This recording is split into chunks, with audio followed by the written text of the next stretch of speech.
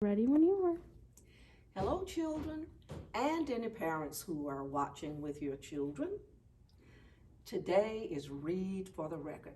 All over the world, people are reading this book today, and it is Amy Wu and the Patchwork Dragon by Zhang.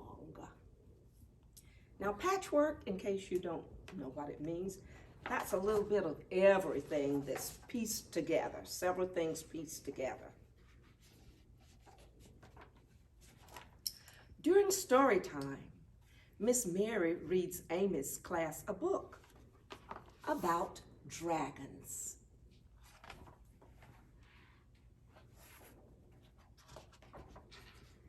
Dragons that hoard treasure, dragons that blow fire, dragons that fight knights in gleaming armor.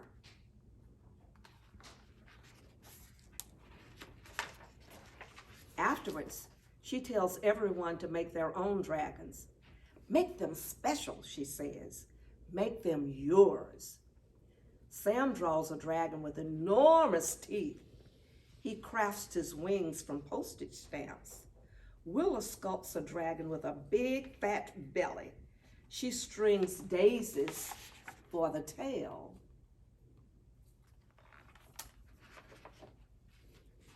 Amy paints a dragon with a long, thin body. It has horns like a stag and claws like an eagle. Are you sure that's a dragon? Asks Sam. It doesn't look like a dragon, adds Willa. Amy says. Maybe they're right. Amy scribbles with her pencil and doodles with her crayons. She glues beads to the paper and some to her hair. Bits of dragons emerge. Dragons with shiny green scales. Dragons with leathery wings. They look great. They look just like the dragons in Miss Mary's book. But none of them work. None of them feel quite right. These dragons are not the dragons Amy wanted to make. Time to clean up, says Miss Mary. I'm not done, cries Amy. The rest of the class put their dragons on the show and tell table, but there's nothing from Amy. Nothing at all. Willa and Sam come over after school, but Amy can't even smile.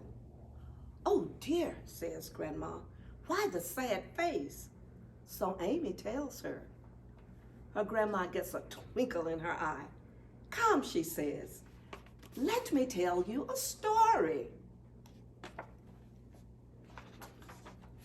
She tells them about dragons that bring down the rain, dragons that are wise and just, dragons that fly without wings.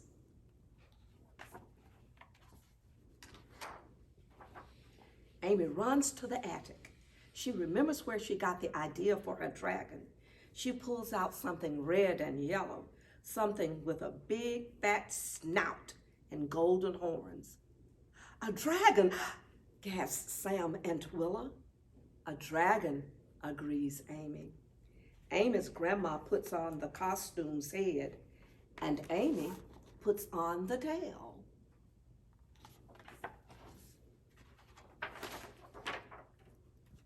Together, they dance down the attic steps and roar through the house. Maybe you can bring it to school, says Sam.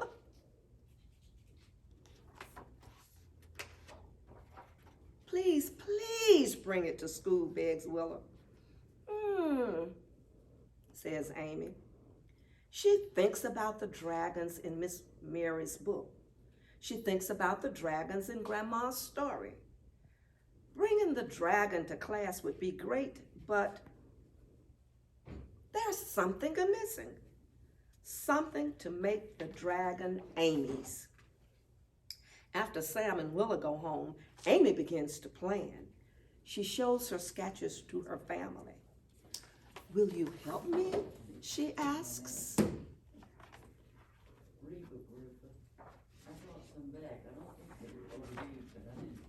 They measure out fabric and cut it into shape. They carve a cardboard frame and fasten the cloth.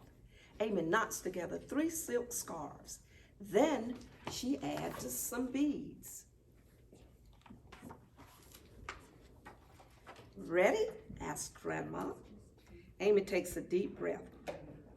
Ready, she says. Amy comes to school with a big paper bag.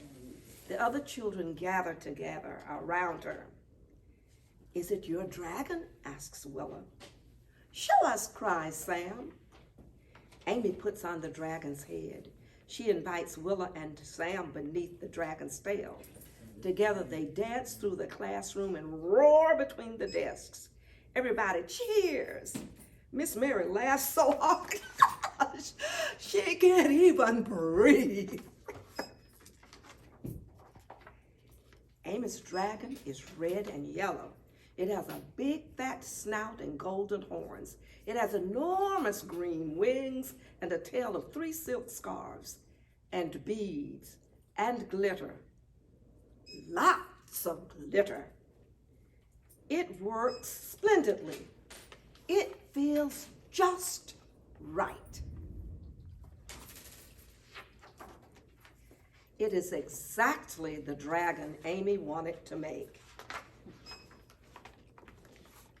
And there, she's so happy.